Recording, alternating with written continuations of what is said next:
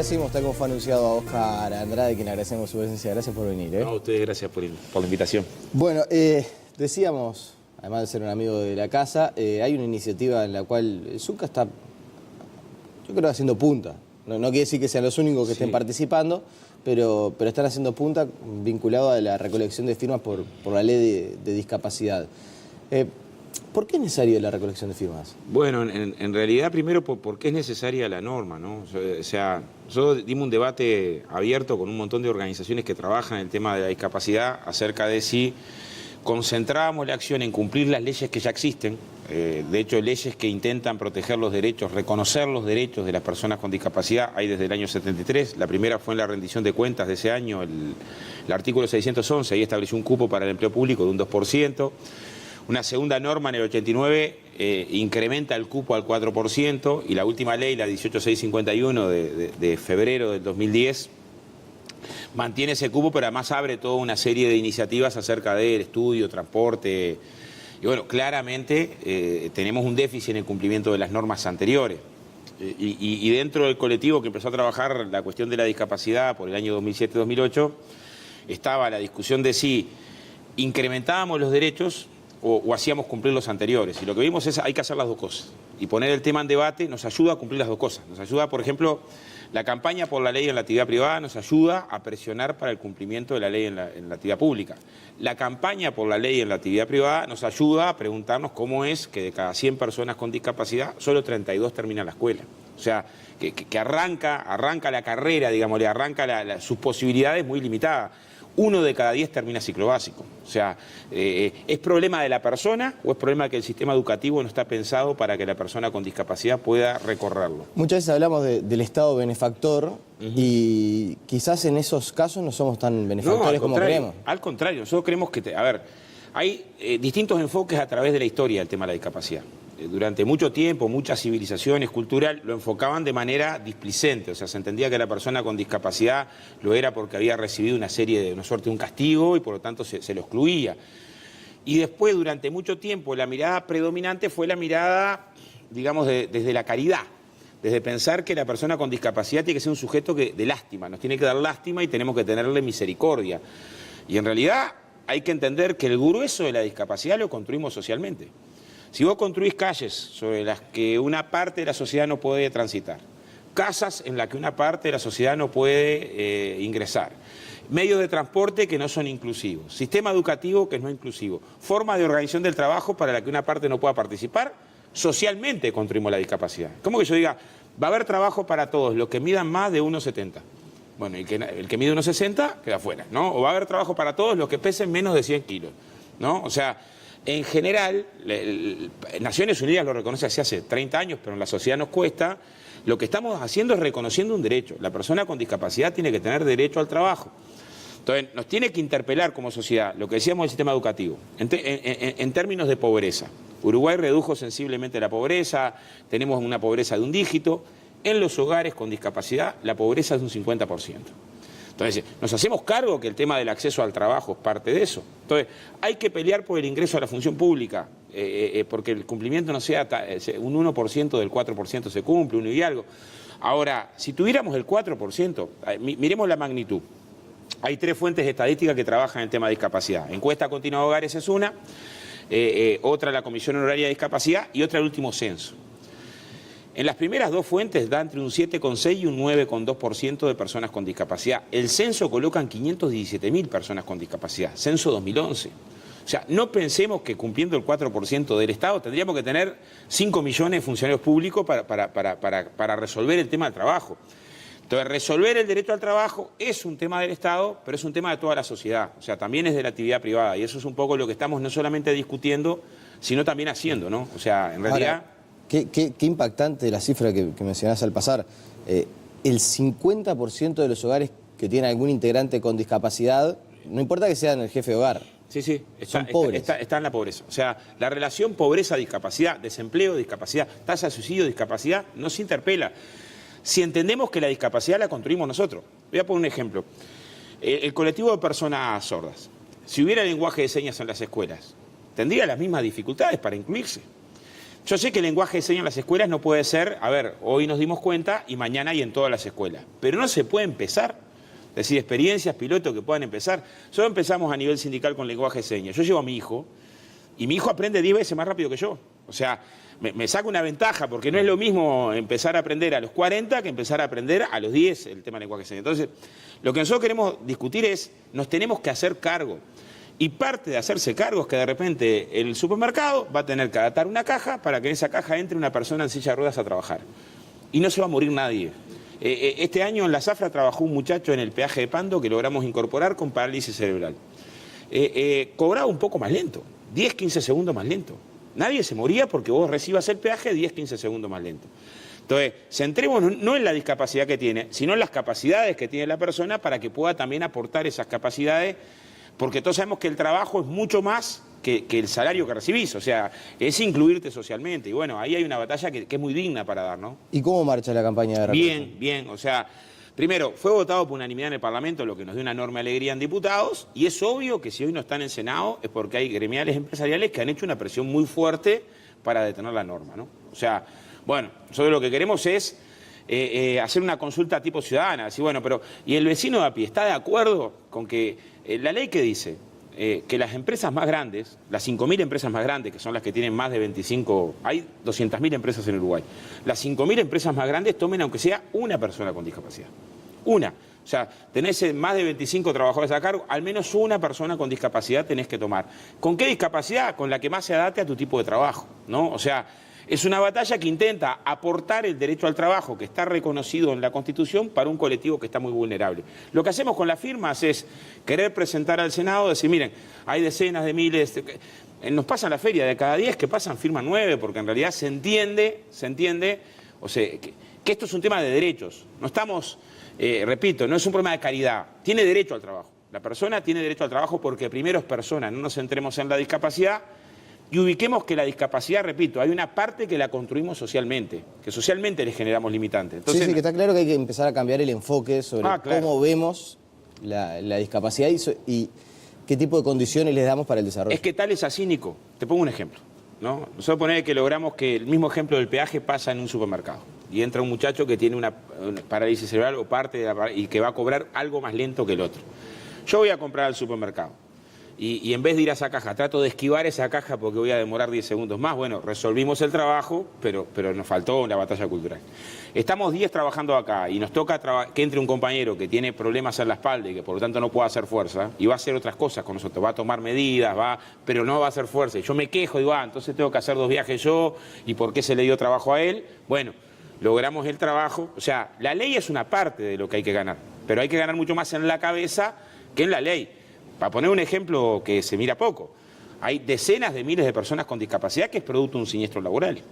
Y hay decenas de miles de personas con discapacidad. Porque la ley incluye también a esas personas. Sí, claro. O sea, no es solamente de las personas que nacen con la discapacidad. Hay decenas de miles de personas con discapacidad por siniestro de tránsito. O sea, también esto hay que empujarlo aunque no te toque. Pero también nadie está vacunado, ¿no? Nadie está vacunado que mañana tuve una hernia de disco y a veces generas una condición que es muy compleja, que es no me jubilan porque no llegué al porcentaje de discapacidad para que me jubilen y te dicen, bueno, usted vaya a trabajar, mire que no puedo hacer fuerza, no puedo hacer... Y quedás en una condición muy vulnerable. Lo que estamos diciendo es, el trabajo para todos, no solamente al que está al 150%, nos hace una sociedad más digna. No sé si incrementa el producto. La norma tiene una aplicación muy importante hecha en Ecuador. La mayoría de los países europeos tienen normas de este tipo para incluir. Ubica, yo creo que un triunfo. Tenemos que... hay países, por ejemplo, donde llegás al aeropuerto y el que te rompe el ticket del aeropuerto es una persona en silla de ruedas. Y vos podés poner un estereotipo de una muchacha joven con ropa ajustada, porque a veces es eso, o una persona en silla de ruedas. El problema es cómo organizamos que los trabajos que puedan hacer personas con discapacidad los hagan. Yo tengo una experiencia en la construcción que el año pasado ingresaron 74 personas con discapacidad a la construcción, que es una rama de actividad compleja. Pero siempre hay uno que tiene que estar en el pañol anotando las herramientas. Hoy está trabajando en el puerto de Nueva Palmira un muchacho en silla de ruedas que lo que hace es cocinarle a los demás. Hubo que adaptar la cocina, adaptar el alcance de las cosas, adaptar... Ahora a esa persona le cambió la vida. Hay una muchacha con síndrome de Down trabajando en los parques eólicos en Cerro Largo. O sea, El tema es, bueno, y parte, un compañero que le faltaban ambos brazos, tenía una forma, daba las charlas de seguridad en Montes de Plata. O sea, y después es organizarte a que el trabajo que pueda hacer, lo haga. Y repito, después que lo organizás, el cambio no solamente para la persona, para los demás compañeros, es enorme, porque no es una lucha salarial, pero tiene más importancia que la lucha salarial. Entender que es discapacidad, no invalidez para desarrollar una tarea. Ah, claro, hay. El tema es centrarnos en las capacidades. Es decir, bueno, claro, tiene una discapacidad. Esa discapacidad se la reforzamos socialmente, porque en realidad le generamos más dificultades socialmente. El compañero que perdió un brazo, una mano en una sierra, pero de repente puede atender el teléfono y puede hacer... O sea, hay tareas que puede hacer, pero es más difícil salir a buscar trabajo si te falta una mano. Que si no o sea... Y tiene que romper un montón de barreras, ¿no? ¿Y tiene un estimativo de cuántas firmas llevan recolectadas? Bueno, decenas de miles. O sea, en el arranque, nosotros hoy está desparramado por todo el país, decenas. Yo creo, en general, el objetivo nuestro es juntar 500.000 de acá a fin de año. Objetivo alto, pero objetivo lograble, porque en definitiva es... ¿qué dice la ley? Porque la ley no solamente tiene que ver con el trabajo. La ley lo que establece es una licencia para el padre o madre trabajadora que tiene que atender un tema de salud de su hijo, que es una cosa increíble que no exista. O sea, una madre jefa de hogar que tiene un hijo con síndrome Down y tiene que acompañarlo en la operación, no puede faltar ese día al trabajo. O sea, si la sancionan en la empresa porque faltó ese día al trabajo, el día que acompaña a su hijo a operarse, ¿no?, que es muy frecuente en el caso, no tiene derecho. La ley lo que establece es un margen de horas. Esto ya existe en la construcción desde el año 2008. Por convenio colectivo, pero queremos que exista para todos los trabajadores, para el trabajador de la prensa, para el trabajador rural, para el trabajador... Pues nos parece sensato. ¿Cómo no va a ser justificativo para faltar? Tenemos licencias por otras cosas. Que tenga que tener un tema de salud de su hijo, que en caso de discapacidad es mucho más importante. También la ley establece una licencia para las familias que adoptan hijos con discapacidad. Son pocas, pero todas tienen un problema de adaptación. Y el corazón de la ley tiene que ver con el tema del empleo. Es decir, bueno, las empresas de mediano porte, de más de 25 trabajadores, al menos una persona con discapacidad tienen que incorporar. En el plazo que después se dará en la reglamentación, no es que sea de hoy para mañana, pero pone el tema en el debate y nos ayuda, bueno, a tirar una piola a una parte de la sociedad que es la que está más postergada. Y bueno, esta es la tierra que un poco se hizo en esa consigna de que los más infelices sean los más privilegiados, ¿no? Lo que queda claro también es que parece que es un tema que ya hoy podría tratarse de otra manera, que seguramente hay, no sé, un asunto de internalizarlo de mejor manera por parte de los gobernantes, del sector privado también, pero uno del sector privado quizás no, puede apostar o promover conciencia, pero hasta el momento de la ley no puede generar obligación. Pero ciertamente, por ejemplo, en el sector público, no sé, uno le cuesta entender por qué no se cumple ni siquiera con el cupo que a ver, nosotros tenemos ese reclamo, es una autocrítica hasta para nosotros movimientos sindicales. Yo me recuerdo el año pasado en un congreso de la Federación de Municipales donde estamos impulsando esto, que es una estrategia. O sea, la aprobación de la nueva norma sola no alcanza, es ser consciente de que después hay que controlar, empujar. Y la mayoría de los compañeros municipales decían, sí, el intendente tal, cual, no importa el color. No cumplen, qué horrible. Y después un poco le decíamos, pero a ver, ¿y ustedes cuánto estuvo en su primer punto de la plataforma del cumplimiento? ¿Cuándo fue sindicalmente nuestra primera bandera de decir se está incumpliendo? Y bueno, los compañeros ahí un poco también hacían autocrítica, de decir, bueno, es cierto que tampoco le dimos prioridad a este tema. Ahí armaron una comisión, ahora están trabajando, negociando en el Congreso de Intendentes. Pero es un tema que hay que madurarlo en la sociedad. Si vos entendés que la persona con discapacidad, el problema es de la persona y no tuyo, lo más probable es que lo trates casi con indiferencia, repito, o en mejor de los casos con caridad. Si algo me sobra, lo doy. Si entendés que la discapacidad la construimos socialmente, que es la batalla que estamos dando culturalmente, es decir, bueno, nosotros somos los que no hacemos casas inclusivas, los que no hacemos calles inclusivas, los que no peleamos por el transporte inclusivo, los que no batallamos para que la escuela sea inclusiva, lo que no... Y por lo tanto, todo eso hay que cambiar, nos ayuda a que nos duela más, ¿no? A decir, bueno, pucha, es un derecho que está vulnerado y que tengo que hacerme cargo, la Constitución de la República reconoce. Entonces, en lo público, el cumplimiento, repito, no solamente el cumplimiento, es peor que el cumplimiento. El cumplimiento ha sido muy bajo, pero la fiscalización nula. O sea, no se sanciona al que incumple. O sea, vos estás en una dependencia del Estado, no cubrís el cupo y no tenés hoy que tengas una lógica de que la inspección concentre en la sanción.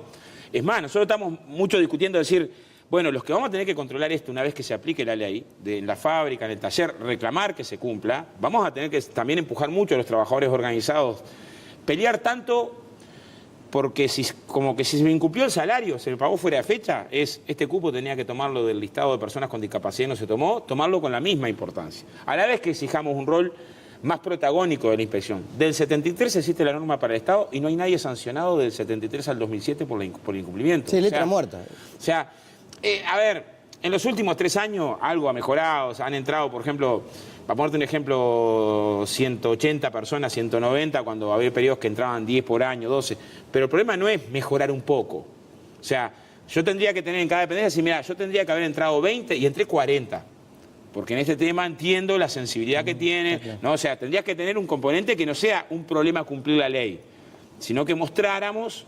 También la sociedad tendría que entender, porque eso también pesa en términos políticos, que quien hace un esfuerzo en esta dirección, mirarlo como un esfuerzo de cumplimiento de derechos, ¿no? ¿Y cómo impacta en aquella... algo que mencionabas ahí, el pasar vinculado a las familias que tienen personas con discapacidad dentro de su seno familiar y que no están comprendidas muchas veces en la legislación laboral? ¿Cómo hay que trabajar para que las personas que están a cargo de personas con discapacidad tengan cierta flexibilidad laboral? No sé, la construcción, cómo se trabaja, Ajá. porque muchas veces requieren de una atención especial, de cuidados especiales, de tener que de repente, no sé, ir Sí, claro. al fisiatra en algún momento Ahí del día. hay una punta que atiende a un primer colectivo, que es la discapacidad severa, que está en el sistema de cuidado, que es para el colectivo más complicado. Hay 27.000, 28.000 personas con discapacidad severa, que quizás es la más compleja. O sea, ahí claramente hasta tener dificultades para la perspectiva laboral, porque tener una persona cuadraplégica que está inmóvil es muy difícil pensar. Pero a ver, nosotros colocamos esa experiencia, que fue la de la construcción, como una referencia, primero porque nos ayudó a entender. Nosotros decimos, éramos ignorantes de este tema. Nos ayudó a entender la dimensión del tema. Porque apenas logramos la licencia para compañeros que tenían hijos con discapacidad, para poder atender temas de salud, informaba de eso, fue en el año 2008, y en los centros de trabajo terminaba la asamblea y el compañero decía, mira, yo tengo un gurí con autismo, tengo un gurí sordo, tengo un gurí que tiene ciego, tengo un gurí con síndrome de Down, o sea, empezamos a mirar la magnitud del tema, que a veces se invisibiliza. O sea, los datos son de que hay un 9 y pico % de personas con discapacidad, según una de las fuentes metodológicas, y según el censo es todavía mayor, un 15% de personas con discapacidad, no es que es un tema excepcional, es de una enorme magnitud, pero el tema es que está medio invisible. Entonces, haber colocado el tema de la licencia nos ayudó a nosotros a entender, pucha, mirá el tamaño que tiene. Segundo, nos ayuda a entender que en general teníamos una actitud equivocada con el compañero que quedaba discapacitado en un siniestro laboral, porque lo que hacíamos era, mientras duraba la obra, hacíamos una colecta para el compañero que tuvo una hernia de disco, que se pinzó la columna, y después que terminaba la obra, bueno, quedaba como, qué mala suerte que tuvo fulano que no puede trabajar más. Y empezamos a cambiar el chip, decir, bueno, y si organizamos el trabajo para que él pueda trabajar, capaz que es hacer un curso de lectura de plano y va a ser el que venga a leernos el plano. Y ese trabajo lo puede hacer, aunque no pueda cargar bolsas, aunque no pueda cinchar con un chapón.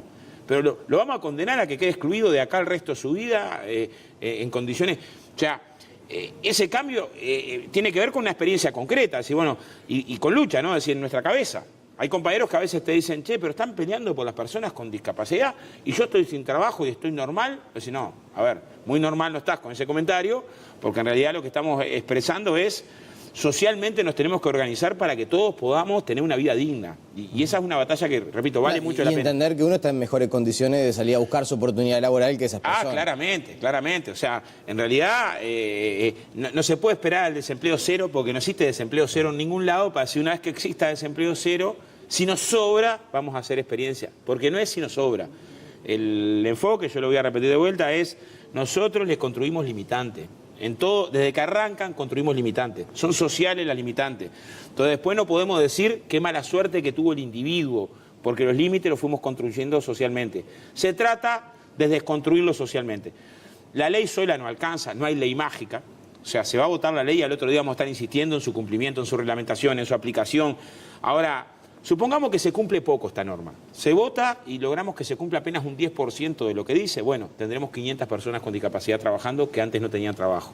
Y habrá valido la pena, aunque tengamos después dificultades para su cumplimiento, ¿no? Queda claro. Bueno, me quedan Pila de temas para conversar, quería hablar del momento de la construcción, porque uno no le termina de quedar claro. En realidad, según los índices oficiales, bajó, pero sin embargo se hablan de un repunte a nivel de Maldonado, la construcción de inversiones extranjeras, está todo el tema UPM, pero bueno, va a quedar para otra oportunidad. Me parecía importante dedicarle toda la entrevista a para hablar de nosotros esto. es una muy buena cosa que este tema de esta magnitud se le dé espacio en los medios, porque también ayuda, cuando decimos no está en la agenda, está invisible, a que le demos la magnitud que tiene, ¿no? Y que mañana todos nos alegremos cuando veamos que logramos inclusión más concreta, ¿no? Bueno, y del otro vamos a conversar en algún otro momento. Vamos arriba. Y hoy de noche nos vemos. Nos vemos en un rato. A las 20:30 en toda la voz de Oscar Andrade peleándose con Connie, como para variar. La pausa y seguimos con más noticias.